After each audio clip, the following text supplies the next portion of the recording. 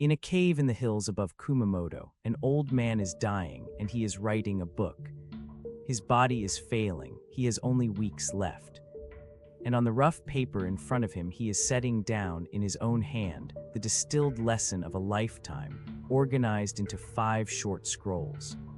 You almost certainly know who he is, though probably not like this. He is Miyamoto Musashi, the man the world remembers as the deadliest swordsman Japan ever produced. By his own account, he fought more than 60 duels and never lost a single one, the first of them before he was even a teenager. He fought with 2 swords at once, a long blade and a short one together, a style almost no one else could handle.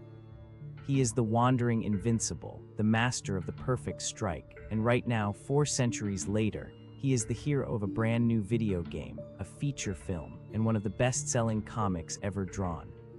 That is the Musashi everyone pictures, a machine built for winning fights. But look again at what he is actually doing in that cave. He is not fighting. He is writing. And the book he is writing, the one thing he would leave the world in his own words, is not a record of his victories and not a manual for killing. It is called the Book of 5 Rings, and it is built like the cosmos itself, in 5 elements, earth and water and fire and wind and the void, and it climbs scroll by scroll, not toward some final unbeatable technique, but toward emptiness. So this is not the story of the swordsman in the game. It is the story of that book, and of the real man and the real way that the legend was raised on top of. So let us do with Musashi what almost no one ever does. Let us set the sword down for a moment and open the book the way he built it, 1 ring at a time. He named the first scroll Earth, and Earth, he said, is about the ground you build on. So let us build on solid ground and start with what we can actually document, because the real Musashi is at once larger and smaller than the legend. He was born around the year 1584, though even that is not certain, and the sources disagree about exactly where, somewhere in the provinces of western Japan, in the last violent years of a country at war with itself. His full samurai name was long and formal, but the world would come to know him by 2 words, Miyamoto Musashi. For most of his life, he was a masterless swordsman, a ronin with no lord and no fixed home, wandering the country in what was called a warrior's pilgrimage, testing himself against whoever would face him. We know he became a swordsman of enormous reputation. We know he founded his own school, the School of 2 Swords, the Niten Ichi-ryu, the School of 2 Heavens as one. We know that near the end of his life he was taken in by a great lord, the Hosokawa House of Kumamoto, and honored there as a master. And we know, because they survived, that he wrote and that he painted. Much of what we can firmly say comes from just 2 kinds of source, his own writing, and a stone monument that his adopted son raised to honor him in the years after his death, itself part record and part homage. The rest, the wandering and the famous duels, comes down to us through looser, later tradition. But here is the first thing the legend leaves out. To Musashi, the sword was never only the sword. The word he used for his discipline was heiho, which we usually translate as the art of war or strategy, and he meant it at every scale at once. The carpenter, he wrote, must know his tools and his timber before he can raise a house. The general must know his men and his ground before he can win a war. And the swordsman must know himself before he can win a duel. It was all one craft to him, the same principles running from a single blade up to a whole army, and downward into the way a person ought to live. He did not think of himself, in the end, as a champion fighter. He thought of himself as a student of strategy who happened to test it over and over with a live blade and his own life on the line. That is the ground. Everything else, the duels, the fame, the book itself, is built on that ground. And it is in the duels that the legend truly begins. The second scroll is water. Be like water, he wrote. Water takes the shape of whatever holds it, a single drop or a whole ocean, and a swordsman should likewise have no fixed form, but flow to fit the moment and the enemy in front of him. This is the scroll about technique, about how he actually fought, and it is here that the legend burns brightest. His great technical idea is right there in the name of his school, two swords. Most swordsmen of his day gripped one sword in both hands. Musashi asked why a man born with two hands should fight with only one weapon, and trained himself to carry the long sword and the short sword at once, one in each hand, and use them as easily as walking. The stories say he was undefeated in more than 60 encounters. As a young man, the tales hold, he took on the powerful Yoshioka family of Kyoto, said to have served as sword instructors to the Ashikaga shoguns in a running feud. He is said to have beaten the head of the house, then beaten his brother, and finally, when the family laid a trap and came for him with a boy heir at their front and dozens of armed men at their backs, to have cut his way out. His own tradition says that feud finished the Yoshioka for good. Their records tell it very differently, and historians treat the whole affair as disputed. But one duel stands above all the rest, the one toward which every version of his life seems to build.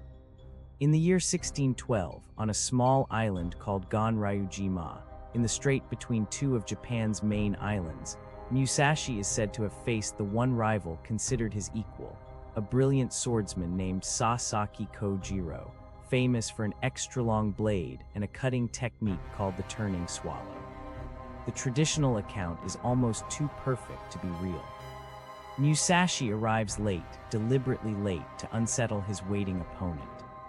He has not even brought a real sword. On the boat across, the story goes, he has whittled a crude wooden blade out of a spare oar, longer than any steel sword, and with that piece of carved driftwood, he meets Kojiro on the sand and ends the fight in a single stroke. How much of this is true, no one can fully say. Kojiro himself is barely documented. The date, the place, even the outcome are argued over by historians, and the version most of us carry in our heads was shaped, 3 centuries afterward, by one enormously popular novel. But take the embellishment away, and a hardcore remains, recorded and real. A man who walked into one lethal encounter after another and walked back out every single time. The water scroll, tellingly, does not boast about any of it. It simply explains, in a calm and level voice, how to read an opponent and become whatever shape will undo him.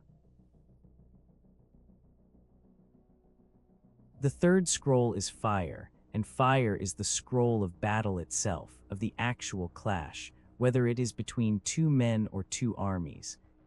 And this is where Musashi's mind opens out past the duel. He had grown up inside an age of real war. He came of age exactly as the great battles that would finally unify Japan were being fought, and tradition places him on some of those fields, and at the long sieges that ended the age of war. In truth, his presence at them is not firmly documented, and where it is claimed, the evidence now tends to point to the side of the eventual winners. What matters is what he drew out of it. He insisted that the principles of a death match between two swordsmen were exactly the same as the principles of a battle between 10,000. In both, he wrote, everything turns on timing. There is a rhythm to every encounter. A beat, and victory belongs to the one who can feel the enemy's rhythm and break it, who can strike into the gap, attack where the other is not ready, seize the initiative, and never hand it back. He wrote about ground and position too, about keeping the high place and the sun at your back, and herding an enemy onto bad footing. He told the reader to keep no single favorite weapon and to love no one blade too much, but to take up whatever the moment actually called for, because a man in love with his own sword is a man who has stopped seeing the fight. He wrote about how to unsettle an opponent, how to move him, how to make him flinch and then collapse, the whole quiet psychology of winning before the blade has even landed. And none of it is mystical. There is no secret unbeatable move anywhere in the Book of Five Rings, no hidden magic at all. There is only relentless, clear-eyed attention, the discipline of seeing exactly what is in front of you and acting on it first. To Musashi, that was strategy, and strategy was one and the same art whether you held a sword, led an army, or, as he came to believe, simply tried to live a life well. Fire is the heat of the clash, and yet even here, what he is really teaching is not how to be violent, but how to be perfectly, unsparingly awake. The fourth scroll he named Wind, and in the old usage that word also meant style, the way other houses did things. It is the scroll where Musashi turns and judges everyone else, and it is also where the swordsman quietly becomes someone else entirely. He goes through the rival sword schools of his day one by one, and with cold confidence takes them apart. The cults of the enormously long sword and the very short one, the schools drunk on fancy footwork and 100 flashy stances, the masters who sold secret inner teachings to keep their students paying year after year. All of it, he argued, missed the point. You do not need a special sword, or a hidden stance, or a mystery. You need to understand the thing itself, and a method that works at every distance, against every weapon, in any situation at all. It is a strikingly modern argument, a master telling you to distrust the gurus and the mystique, and look only at what actually works. But Wind opens onto something larger than fencing, because by this point in his life Musashi was far more than a duelist. The same man who wrote this book was also a serious and deeply admired ink painter. A picture traditionally attributed to his hand, a shrike perched on a bare, withered branch, hangs today among the treasures of Japanese art, all tension and stillness and patient empty space. He was a respected calligrapher. He carved, he worked metal, he is said to have designed gardens, and he took on students and left a living school behind him. The same hand that had killed in more duels than anyone could reliably count was the hand that could set a single small bird on a branch and leave the rest of the silk empty. To Musashi, this was no contradiction at all. It was the very same discipline, the same total attention, simply turned from the sword to the brush. The way he believed was one way, and a man who had truly mastered it would show that mastery in everything he touched. And so we come back to the cave, and to the fifth and final scroll, the shortest of all of them. He called it the Void.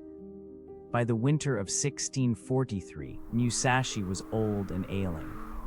He withdrew to a cave called Reigando, in the hills outside Kumamoto, to set his whole understanding down before it was too late. Over the next 2 years, he wrote the 5 scrolls. And when he reached the last one, the Void, he had almost nothing left to say, because the entire point of the Void is that it cannot quite be said. The first 4 scrolls teach you everything, the ground and the flow and the fire and the comparison, and you train on them until all of it becomes second nature, until you no longer have to think about technique at all. And whatever is left then, when there is nothing more to learn, when the self and the sword and the moment have all merged and dropped away, that clarity, without fear and without confusion, is what he meant by the Void. It is the highest thing in his book, and it is not a technique. It is a way of seeing the world exactly as it is, with nothing standing in between. In his very last days, sicker still, he set down one more thing, a short list of precepts for how to live, which he called the way of walking alone. They are stark and lonely lines. Accept everything just the way it is. Do not seek pleasure for its own sake. Do not, under any circumstances, depend on a partial feeling. Think lightly of yourself and deeply of the world. Do not, in the end, regret what you have done. He gave the finished book of 5 rings to his closest student, and a few days later, by tradition sitting upright with his sword laid beside him, he died. The man remembered as Japan's deadliest swordsman spent the very last of his strength not on a blade, but on a brush, trying to hand the next person not a way to win, but a way to see. So come back one last time to the swords and the book. You came almost certainly for the swordsman, the invincible duelist of the games and the films and the comics, the man with 2 blades who never lost. And he was real. He fought and he won, and the fear he put into the men who faced him was earned. But that fighter is not the whole of him, and he may not even be the most important part. Because the same man, at the very end, set the swords down and took up a brush, and what he chose to leave behind was not the secret of his victories. It was a book that runs from the solid earth all the way up to the empty sky, a book that insists the art of the sword and the art of strategy and the art of living are finally a single thing, and that the summit of all of it is not a perfect cut, but a mind without fear or clutter. The legend hands us the killer. His own hand gives us the strategist, the painter, the dying old man writing by candlelight in a cave. Both of them are true, but only one of them did he choose, deliberately, to leave us. And maybe that is exactly why we keep coming back to him, 400 years on, why he still fills our screens. We arrive wanting the warrior who could not be beaten, and underneath him we find something rarer, a man who turned fighting into a discipline, and then turned that discipline, at the very last, into a way of seeing the world without fear. The sword made him famous, but the sword was never really the point. What he left behind in that cave was not a way to win a fight. It was a way to meet the world with a clear and empty mind, and to walk, all the way to the end, alone.